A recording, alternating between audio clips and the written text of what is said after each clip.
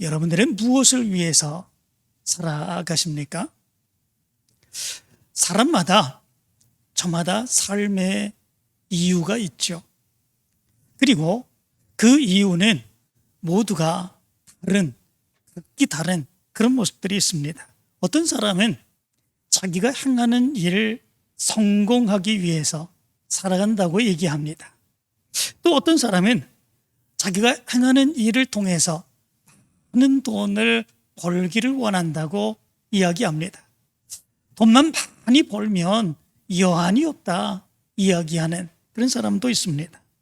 또 어떤 사람은 그가 행하는 일 많은 사람들에게 인정받기 위해서 이렇게 살아간다 얘기하는 사람도 있습니다. 어떤 분들은 자기의 자녀들이 잘 되는 것을 보면 그것이 자기의 인생의 목적이다 이렇게 얘기하는 분도 있습니다. 그런데 반면 어떤 분은 이렇게 얘기하는 분도 있습니다. 죽지 못해 살아요 이렇게 얘기하는 사람도 있습니다. 죽지 못해서 산다, 그냥 살아가는 거지요. 무엇을 위해서 살아가는지 전혀 생각하지 못하고 그냥 어쩔 수 없이 살아가는 그런 모습들이 있는 거죠. 이런 것들을 보면 정말 안타까운 그런 모습들이 있습니다. 여러분들은 삶의 이유가 무엇이라고 생각하며 살아가고 있습니까? 우리 찬양 중에 오직 예수, 주님만이 나의 삶의 이유라고 하는 찬양이 있습니다. 들어보셨죠? 그 찬양의 가사는 이렇습니다. 주발 앞에 나 엎드려 주만 간절히 원해 주 계신 곳 나 바라봅니다. 근심 속에 주 찾을 때 모든 필요 내려놓고 겸손하게 모두 드리리. 오직 예수, 주님만이 나의 삶의 이유. 오직 예수, 주님만이 나의 삶의 이유. 언제나 어디서나 깊고 깊은 은혜로 주님 항상 내 안에 계시네. 변함없으신 주님, 어제 오늘 영원히 한결같이 함께 하시네. 오직 예수, 주님만이 나의 삶의 이유. 오직 예수, 주님만이 나의 삶의 이유. 주님은 길과 진리, 생명, 나는 오직 믿음으로 살리, 주만 위에 살리. 오직 예수, 주님만이 나의 삶의 이유. 이 찬양입니다. 여기 말씀 가운데 보면 믿음의 사람들의 삶의 이유가 무엇이 되어야 되는가라고 하는 것을 알 수 있죠. 오직 예수, 주님만이 나의 삶의 이유가 되어야 된다. 주님만이 나의 삶의 목적이 되어야 된다라고 하는 것을 찬양하고 있는 것을 보게 됩니다. 여러분들에게 이 찬양이 여러분들의 삶의 이유가 되기를, 삶의 목적이 되길 간절히 축원합니다. 사도 바울의 모습을 보면 다메섹 도상에서 예수 그리스도를 만나게 되죠. 그리고 그의 인생이 완전하게 변화되는 이런 역사가 일어나게 되었습니다. 그가 살아가는 삶의 이유가 완전하게 달라지는 이런 역사가 일어나게 되었죠. 그 예수 그리스도를 만나기 이전에 그의 삶의 이유, 그의 삶의 목적은 무엇이었습니까? 율법이었습니다. 율법을 지키고 그 율법을 가르치고 그리고 그 율법을 지키기 위해서 살아가는 것, 그것 율법을 지키기 위해서 살아가다 죽는다면 그것조차 행복인 삶, 그것이 사도 바울의 삶이었고 그리고 그의 인생의 삶의 목적이었습니다. 그러나 예수 그리스도를 만나고 난 뒤에 그의 삶의 이유, 삶의 목적은 완전하게 달라지게 되는 그런 모습들이 있게 되지요. 빌립보서 3장 7절부터 9절까지의 말씀을 보면 사도 바울은 이런 고백을 합니다. 그러나 무엇이든지 내게 유익하던 것을 내가 그리스도를 위하여 다 해로 여길 뿐더러 또한 모든 것을 해로 여김은 내 주 그리스도 예수를 아는 지식이 가장 고상하기 때문이라. 내가 그를 위하여 모든 것을 잃어버리고 배설물로 여김은 그리스도를 얻고 그 안에서 발견되려 함이니 내가 가진 의는 율법에서 난 것이 아니요 오직 그리스도를 믿음으로 말미암은 것이니 곧 믿음으로 하나님께로부터 난 의라. 이런 고백을 합니다. 예수 그리스도를 만나고 난 이후로 사도 바울은 그 이전에 자기 모든 것을 다 버렸다. 이전 것은 버린 것뿐만 아니라 모든 것을 다 해로 여겼다. 뿐만 아니라 배설물처럼 버렸다. 그리고 오직 예수 그리스도만을 삶의 이유로 삼고 삶의 목적으로 삼고 믿음으로 달려가고 있다. 사도 바울은 그런 고백을 하고 있는 것을 보게 됩니다. 오늘 14절 말씀 가운데도 보면 사도 바울의 위대한 고백을 담고 있는 것을 보게 됩니다. 14절은 이렇게 고백합니다.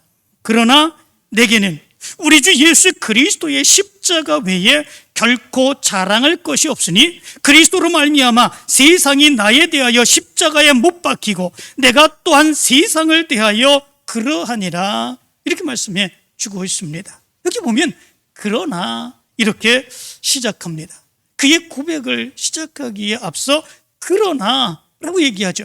그러나가 지칭하는 것, 그것은 무엇이겠습니까? 그 이전에 사도 바울이 말했던 것, 그 말들, 그 말을 지칭하고 있습니다. 그것이 아니다라고 하는 것이지요. 다시 말하면 그 이전에 사도 바울이 이야기한 그 말씀대로 살아가는 사람처럼 나는 그렇게 살아가지 않는다. 나는 세상의 사람들이 행하는 것처럼 나는 그렇게 살아가지 않기로 결심하고 결단했다라고 하는 말이지요. 그렇다면 그러나 이전의 말은 어떤 말입니까? 11절부터 13절까지의 말씀을 보면 이렇게 말합니다. 내 손으로 너에게 이렇게 큰 글자로 쓴 것을 보라. 무릇 육체의 모양을 내려 하는 자들이 억지로 너에게 할례를 받게 하면 그들이 그리스도의 십자가로 말미암아 박해를 면하려 함뿐이라. 할례를 받은 그들이라도 스스로 율법을 지키지 아니하고 너에게 할례를 받게 하려 하는 것은 그들이 너희 육체로 자랑하려 함이라. 이렇게 말합니다. 이 이야기가 무슨 이야기겠습니까? 이것이 유대인들이 어떻게 믿음의 삶을 살아가고 있는가라고 하는 것들을 이야기해 주고 있죠. 그들은 할례 받은 것을 자랑하고 있다, 이렇게 얘기를 합니다. 할례 받은 것을 자랑하는 그 이유는 무엇이겠습니까? 선택받은 하나님의 백성이다. 하나님의 구원하기로 결심하시고 구원하시기로 선택하신 하나님의 백성, 그것이 바로 하나님의 백성 유대인들이고 그 구원받았고 선택받았다고 하는 표시가 바로 할례를 통해서 나타난다라고 하는 것을 이야기해 주고 있는 거죠. 얼마나 자랑스럽습니까? 자랑스럽기는 합니다. 뿐만 아니라 자기네들이 유대교를 믿는다고 하는 것, 그것으로 인하여 로마의 핍박을 면할 수 있다, 그렇게 얘기를 합니다. 왜냐하면 당시에 유대교는 로마에 인정받은 그런 종교였기 때문에 그렇습니다. 그렇기 때문에 이 유대교를 믿는다고 한다면 이 로마의 핍박을 받지 않습니다. 로마에 인정받지 아니하는 종교를 믿으면 그 당시에는 엄청난 많은 핍박을 받았습니다. 그렇기에 그들은 자랑하는 거죠. 우리는 로마에 인정받은 그런 종교이다. 그러므로 인하여 우리는 이 믿음을 가지면 어떤 경우에 있어서든지 핍박과 그리고 어려움을 당하지 않을 수 있다라고 하는 것을 자랑하는 그런 모습들이 있었다는 거죠. 그들의 신앙의 모습으로 인하여 그것이 자랑거리가 되는 것이지요. 그것이 자랑거리만 되는 것이 아니라 자기의 자랑이 되는 이런 모습들이 있게 됩니다. 하나님께 영광 돌리는 것만이 아니라 자기의 자랑이 되어서 그리고 또한 어려움도 행하지 아니하고 핍박받지 아니하고 그리고 힘들지 아니하게 내가 신앙생활을 할 수 있다라고 하는 것, 그것을 자랑하는 모습이 바로 유대인들의 신앙의 모습이다라고 하는 것을 얘기해 주고 있죠. 그러나 사도 바울은 같은 유대인이면서 나는 그러한 것을 자랑하지 아니하노라. 사도 바울은 그렇게 얘기를 합니다. 그들이 그렇게 자랑스럽게 여기는 그런 것들, 그래서 많은 사람들에게 자랑하고 편하게 신앙생활을 할 수 있다고 하는 것, 그것을 자랑하는 그런 모습들이 있지만 나는 예수 그리스도를 만나고 난 이후에 나는 그러한 것들을 더 이상 자랑거리로 삼지 아니한다. 사도 바울은 그렇게 이야기합니다. 그리고 이제는 십자가를 자랑하겠다, 그렇게 얘기를 합니다. 십자가라고 하는 것이 무엇입니까? 이것이 유대인들이 그들의 율법을 믿고 하나님을 믿는 그 믿음 안에서 편하게 믿고 핍박받지 아니하고 그리고 하나님의 구원받은 백성이 자랑스럽게 여기는 그런 모습들이 있는 것은 아니죠. 십자가라고 하는 것, 고린도전서 1장 23절은 이렇게 얘기를 합니다. 우리는 십자가에 못 박힌 그리스도를 전하니 유대인에게는 꺼리끼는 것이요 이방인에게는 미련한 것이로되, 이렇게 말합니다. 우리는 십자가에 못 박힌 그리스도를 전하니 사도 바울이 무엇을 자랑스럽게 여기겠다 얘기했습니까? 십자가입니다. 예수 그리스도께서 십자가에 못 박혀 죽으셨습니다. 그런데 그것을 자랑스럽게 여기겠다 이렇게 얘기합니다. 그런데 그 십자가는 유대인들에게는 꺼리끼는 거다 이렇게 얘기를 합니다. 이 꺼리낀다라고 하는 것은 저주받은 것이다 라고 하는 의미를 가지고 있습니다. 십자가에 못 박혀 죽은 사람들, 십자가에 달려 죽은 사람들, 나무에 달려 죽은 사람들, 그런 사람들이 저주받은 것입니다. 하나님의 저주받은 것이라고 율법은 이야기하고 있지요. 누구나 그런 것은 꺼리는 것입니다. 누가 하나님의 저주받은 모습으로 살아가기를 간절히 원하겠습니까? 그렇게 하지 않기를 원하는 그런 모습들이 있지요. 결국은 십자가에 못 박힌 것 자랑한다고 하는 것, 유대인들에게는 이거는 꺼리끼는 그런 것이다 라고 하는 거죠. 반면에 이방인에게는 미련한 것이다 이렇게 얘기를 합니다. 미련한 것, 아둔한 것, 어리석은 것, 그렇지 않습니까? 그 일을 행한다고 그러면 그 조롱받는 그런 일이 나타나겠죠. 비난받는 그런 모습들이 있겠죠. 너는 그게 뭔데, 그게 뭔 잘났다고 그런 것들을 전하냐 얘기할 수 있는 모습들이 있게 되는 거죠. 비난받고 조롱받고 핍박받는 그 모습이 이방인들에게도 그렇게 비춰지고, 그래서 그런 것들은 좋지 아니한 것이다 이렇게 말씀해 주고 있습니다. 그런데 사도 바울은 예수 그리스도를 만나고 난 이후에 이런 유대인들에게는 꺼리끼는 것, 이방인들에게는 이제 미련한 것으로 보이는 바로 이 십자가를 자랑하는 삶을 살겠다 이렇게 결단하고 있는 것을 보게 됩니다. 그렇다면 십자가를 자랑한다고 하는 것, 그것은 무엇이겠습니까? 사도 바울은 예수 그리스도를 만나고 난 이후에 그의 삶의 목적, 삶의 이유가 완전하게 변화되었다 말씀을 드렸습니다. 그리고 그의 삶이 변화된 바로 그의 모습 가운데 살아가는 그런 모습들, 그 모습이 십자가를 자랑하는 삶을 살아가겠다 이렇게 얘기를 했습니다. 그렇다면 그의 삶의 이유, 삶의 목적인 십자가를 자랑하는 삶, 그 삶은 어떤 것이겠습니까? 먼저는 구원받은 은혜의 감격으로 살아가겠다라고 하는 것입니다. 십자가는 유대인들에게는 꺼리끼는 것이었습니다. 이방인들은 미련한 것이었습니다. 어느 누구도 그것을 이야기하고 자랑하는 그런 모습들이 없습니다. 그러나 사도 바울은 그럼에도 불구하고 이 십자가를 자랑하는 그런 모습으로 살아가겠다라고 하는 거죠. 왜냐하면 그 십자가를 통해서 내 영혼이 구원받고 내가 하나님의 귀한 자녀가 되었음을 내가 분명하게 믿기 때문에 그렇습니다. 그런데 사도 바울이 이렇게 고백하는 이유는 무엇이겠습니까? 자기가 어떤 존재인지 너무나도 분명하게 잘 알기 때문에 그렇습니다. 자기는 예수 그리스도를 믿기 이전에는 율법을 지키는 자였고, 뿐만 아니라 예수 그리스도를 믿는 사람들 핍박하고 죽이고 가두던 그런 사람이었습니다. 그렇기에 그 자신이 그 자신의 모습을 바라보게 될 때에 내가 정말 하나님 앞에서 엄청난 죄악을 졌고 감히 하나님께서 나를 구원해 주시리라고는 전혀 생각하지 못했던 그 아니었겠습니까? 그런데 그럼에도 불구하고 사도 바울을 하나님께서 구원해 주시는 놀라운 역사가 일어나게 되었습니다. 전혀 구원받지 못할 것 같은 그럼에도 불구하고 하나님께서 그를 구원해 주시고, 뿐만 아니라 그에게 사도라고 하는 직분을 주셔서 하나님의 귀한 구원의 사역을 감당하는 그런 믿음의 일꾼으로 삼아 주셨던 거지요. 이것은 얼마나 은혜의 큰 감격의 모습이 있었던 것인지 모릅니다. 나 같은 것이 무엇인데, 정말 구원받지 못할 자, 정말 하나님이 나를 진노하시고 저주할 자처럼 그렇게 내버려도 부족하지 않은 그런 모습들이 있는데, 그럼에도 불구하고 나 같은 것을 구원해 주시고 하나님의 귀한 사역을 감당할 수 있도록 사도의 직분을 맡겨주신다고 하는 것, 이것이 얼마나 귀한 것인가. 사도 바울은 그래서 그가 편지를 쓸 때마다 맨 앞절에서 그것을 고백하고 있지 않습니까? 이것은 누구에 의해서, 또 어떤 사람에 의해서 된 것이 아니라 하나님의 은혜로 된 것이다. 끊임없이 그것을 고백하는 그런 모습들이 있는 것을 보게 됩니다. 그 은혜의 감격이 얼마나 큰 것인지 바로 그것을 고백하고 있는 것을 보게 됩니다. 우리 믿음의 사람들도 이런 고백을 행할 수 있어야 되는 것입니다.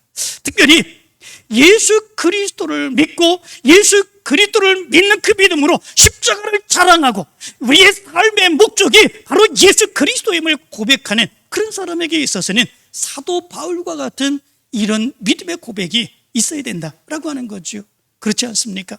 우리가 예수 그리스도를 믿고 구원받은 믿음의 자녀가 되었다고 하는 것, 이거는 그냥 단순하게 우연히 그렇게 된 것이 아니기 때문에 그렇습니다. 어쩌다가 그렇게 된 것이 아니기 때문에 그렇습니다.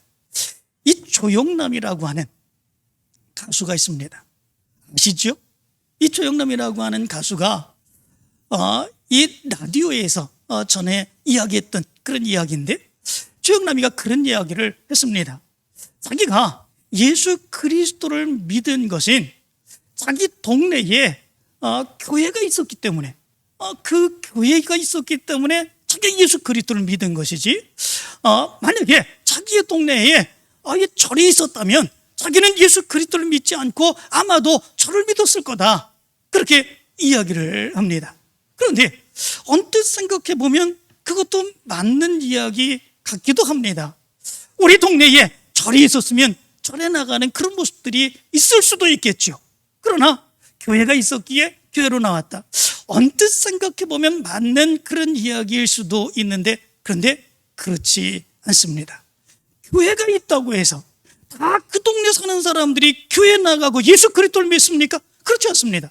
절이 있다고 해서 다 그 동네 사람들이 절에 나가고 그 절을 믿는 그런 모습들이 있습니까? 그렇지 않습니다. 근데 참 놀랍게도 절이 왕성하게 큰 절이 있는데도 불구하고 거기에 교회가 들어갑니다. 그리고 그 교회에 작은 교회, 정말 초라한 그런 모습이 있는데도 불구하고, 그런데도 불구하고 그 교회에 나가서 예수 그리스도를 믿고 구원받은 하나님의 자녀로 살아가는 그런 사람들이 얼마나 많이 있는지 모릅니다.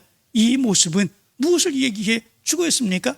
교회가 그 동네에 있어서 교회 나간 것이 아니라 하나님이 나를 구원하시기 위해서 얼마나 희생하시고 헌신하시고 많은 사람들을 통해서 나를 구원하시고자 하시는 하나님의 역사가 있는가라고 하는 것들을 우리가 생각해 볼 수 있게 된다라고 하는 것이지요. 믿음의 많은 사람들, 그 사람들의 희생과 헌신, 핍박과 조롱, 많은 박해, 그 모습 가운데 교회가 세워지고, 그리고 말씀을 증거하고 핍박받는 가운데에서도 복음의 증거함을 포기하지 아니하고 말씀을 증거하는 그 모습 가운데 교회가 세워지고, 왕성하게 교회가 성장하고 구원받는 사람들이 늘어나고, 그들을 통해서 내가 복음을 접하게 되고 예수 그리스도를 믿게 되는 이런 역사가 일어나지 않았습니까? 내가 누군데, 정말 내가 구원받을 만한 조건, 구원받을 만한 일을 행한 것도 아닌데, 그러나 그럼에도 불구하고 많은 희생의 사람들, 많은 헌신의 사람들, 하나님의 은혜의 사역 감당하는 그 사랑의 헌신, 그 모습으로 인하여 내가 하나님을 만나고 예수 그리스도로 인하여 구원받은 믿음의 자녀가 되었다라고 하는 거죠. 이것을 귀하게 생각하면 이 은혜의 감격 가운데 사도 바울과 같은 그런 고백을 할 수밖에 없다라고 하는 거지요. 이것이 내가 잘한 것이 아니고, 이것은 우연이 아니라 하나님의 십자가의 은혜이다. 그러므로 인하여 나는 예수 그리스도만을 위하여 십자가만을 자랑하며 살겠다, 이런 고백을 할 수밖에 없다는 것이죠. 사랑하는 성도 여러분, 여러분들에게도 사도 바울의 이 고백이 여러분들의 고백이 되길 간절히 축원합니다. 여러분들의 삶의 이유가 십자가를 자랑하는 삶, 십자가를 증거하며 은혜의 감격 가운데에 여러분들이 구원받음을 감격하며 살아가는 그 삶의 모습이 되길 간절히 축원합니다. 두 번째의 모습이 있습니다. 사도 바울이 십자가를 자랑하며 살아가겠다라고 하는 것은 하나님이 베풀어 주신 은혜를 내 자랑으로 삼지 아니하고 살아가겠다라고 하는 의미를 담고 있습니다. 하나님이 믿음의 사람들에게 베풀어 주신 그 은혜가 얼마나 큰지 모릅니다. 하나님이 축복해 주십니다. 인도해 주십니다. 열어주십니다. 하나님의 능력의 역사를 베풀어 주십니다. 바로 그 모습으로 인하여 내 자랑이 되는, 하나님께 영광 돌리는 그런 삶을 살아갈 수 있게 되죠. 사도 바울에게 있어서도 하나님께서 사도 바울에게 베풀어 주신 신령한 은혜가 얼마나 많았는지 모릅니다. 고린도후서 12장의 말씀 가운데 보면 사도 바울은 이런 고백을 합니다. 무익하나마 내가 부득불 자랑하노니 주의 환상과 계시를 말하리라. 내가 그리스도 안에 있는 한 사람을 아노니 그는 14년 전에 셋째 하늘에 끌려간 자라. 그가 몸 안에 있었는지 몸 밖에 있었는지 나는 모르거니와 하나님은 아시느니라. 내가 이런 사람을 아노니 그가 몸 안에 있었는지 몸 밖에 있었는지 나는 모르거니와 하나님은 아시느니라. 그가 낙원으로 이끌려가서 말로 표현할 수 없는 말을 들었으니 사람이 가히 이르지 못할 말이로다. 내가 이런 사람을 위하여 자랑하겠으나 나를 위하여는 약한 것들 외에 자랑하지 아니하리라. 사도 바울은 이런 고백을 합니다. 사도 바울에게 하나님께서 신령한 많은 은혜를 허락해 주셨습니다. 많은 은사를 허락해 주셨습니다. 온갖 가진 은사를 허락해 주셨습니다. 그래서 앞치마를 얹기만 해도 그들이 병이 낫게 되고 귀신이 물러가게 되는 그런 역사들, 죽은 유두고도 살리는 그런 역사들이 얼마나 크게 나타난지 모릅니다. 말씀을 증거할 때 그 어눌한 말로 말씀을 증거해도 그들의 심령이 변화되고 열려지며 예수 그리스도를 영접하는 그런 역사들, 그것이 사도 바울을 통해서 나타나게 되었습니다. 얼마나 큰 자랑의 모습이겠습니까? 그런데 사도 바울은 그러한 신령한 은혜를 체험하고 하나님의 큰 능력의 역사가 나타나는 그런 것들, 그것을 자기의 자랑으로 삼지 아니하겠다, 이렇게 말합니다. 그래서 고린도전서 1장 31절, 고린도후서 10장 17절의 말씀은 이렇게 말합니다. 자랑하는 자는 주 안에서 자랑하라, 이렇게 말합니다. 그 자랑이 자기의 자랑이 되어서는 안 되고 하나님의 영광을 드러내기 위한 그 자랑으로 사용할 수만 있어야 된다라고 하는 것을 이야기해 주고 있는 것을 보게 됩니다. 십자가에 대한 자랑이 바로 이것입니다. 십자가의 자랑, 십자가를 믿고 예수 그리스도를 믿고 믿음으로 살아가게 되면 하나님의 놀라운 은혜의 역사를 체험하게 됩니다. 하나님의 축복된 역사를 체험하게 됩니다. 그런데 그 축복의 역사와 은혜의 역사가 자기의 자랑이 되어서는 안 된다라고 하는 것이지요. 온전히 하나님께만 영광 돌리고자 하는 그런 자랑이 되어야 된다라고 하는 거죠. 그런데 우리의 모습에서는 이런 것들이 잘 안 됩니다. 이런 것에서 실패하는 경우들이 얼마나 많이 있는지 모릅니다. 겉으로는 하나님의 은혜를 자랑합니다. 겉으로는 신앙의 간증이라고 얘기하며 이야기할 때가 많이 있습니다. 그런데 나중에 보면 그것이 자기의 자랑으로 바꿔지게 되는 그런 모습들이 있게 되고, 그리고 그렇지 못한 사람들에 대해서 교만하게 자기를 높이는 그런 모습들이 얼마나 많이 나타나는지 모릅니다. 사도 바울은 자기는 그렇게 하지 않겠다, 이렇게 얘기를 합니다. 나는 십자가를 자랑하겠다. 나의 그런 모습들을 자랑하지 않고 온전히 십자가만을 자랑하겠다. 하나님께만 영광 돌리는 그 모습을 갖겠다 고백하고 있는 것을 보게 됩니다. 여러분들에게도 이 믿음의 고백이 있게 되길 간절히 축원합니다. 십자가가 여러분들의 자랑이 되길 간절히 축원합니다.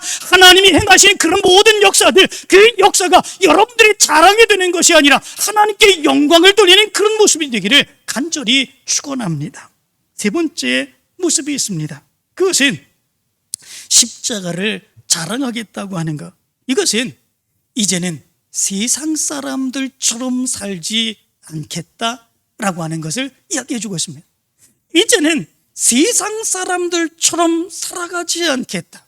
이제는 믿음으로 살아가고 말씀으로 살아가고 하나님이 기뻐하시는 대로 살아가는 삶을 살아가겠다. 이것이 십자가를 자랑하겠다고 하는 사도 바울의 고백인 것을 보게 됩니다. 사도 바울은 이렇게 이야기합니다.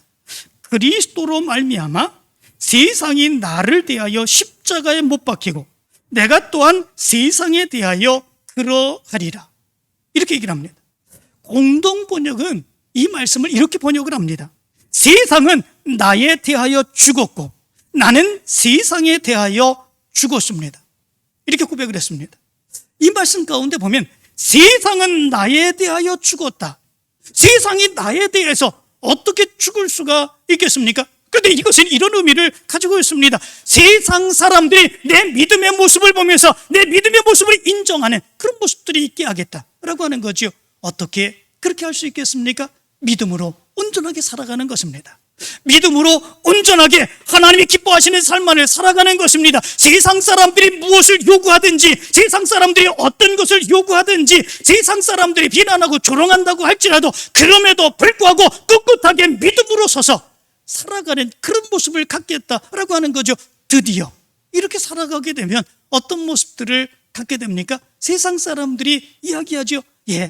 나도 제 교회 다니는 사람이야, 제 예수님 믿는 사람이야, 제 아무리 우리가 얘기한다고 할지라도 우리가 말하는 대로 안 해, 인정해주는 그런 모습들이 있게 되죠. 믿음의 사람들의 삶이 바로 여기 있어야 된다라고 하는 거죠. 세상은 나에 대해서 죽었다, 이렇게 얘기를 합니다. 세상 사람들이 내 믿음을 인정합니다. 세상 사람들이 내 믿음을 인정하고, 그리고 저렇게 살아가는 삶의 모습이 믿음의 사람들이 살아가는 모습이다, 이렇게 인정하는 그 삶을 살아가겠다라고 하는 거죠. 뿐만 아니라 나는 세상에 대하여 죽었습니다, 얘기하고 있습니다.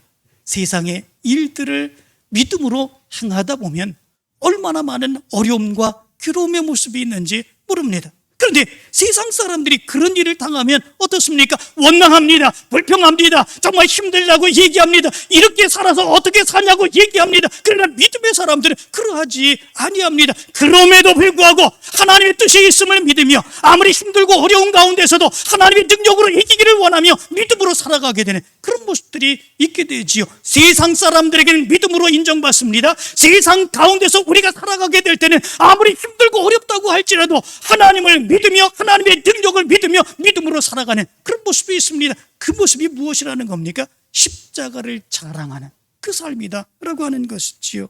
이런 면에서 보면 십자가에 자기를 못 박은 사람은 세상의 상황에 따라서 울고 웃지 않는 그런 삶을 살아갑니다.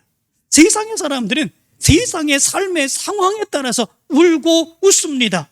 좋으면 웃고 어려우면 울고 고통받으면 힘들어하고, 세상의 사람들이 행하는 일들은 그렇습니다. 그러나 십자가를 자랑하는 삶, 그래서 정말 믿음으로 인정받으며 하나님께 영광 돌리며 살아가는 그런 사람들은 지금 내가 살아가는 삶이 하나님께서 원하는 삶인가? 지금 내가 살아가는 삶이 하나님이 기뻐하시는 삶을 살아가고 있는가? 그 삶의 모습을 보면서 하나님이 기뻐하시지 아니하는 삶을 살아간다고 생각됐을 때, 그것을 깨달았을 때는 그 모습 안에서 통곡하고 눈물 흘리며 찬미하며 기도하는 모습이 있습니다. 하나님이 기뻐하시는 삶을 살아간다고 하는 것을 깨닫게 될 때는 내가 아무리 힘들고 어려운 삶의 모습이 있다고 할지라도 그 안에서 감사하며 기쁨으로 살아갑니다. 이것이 십자가를 자랑하는 믿음의 삶의 모습이다라고 하는 거죠. 사랑하는 성도 여러분, 여러분들의 삶의 이유, 삶의 목적이 무엇인지 이 시간 한번 생각해 보시기를 바랍니다. 사도 바울처럼 온전히 오직 예수만이 여러분들의 삶의 목적이 되시기를 바랍니다. 삶의 이유가 되시기를 바랍니다. 그 목적 안에서 십자가를 자랑하며 십자가로 승리하며 하나님께 영광 돌리며 살아가는 여러분들의 삶이 되길 간절히 축원합니다.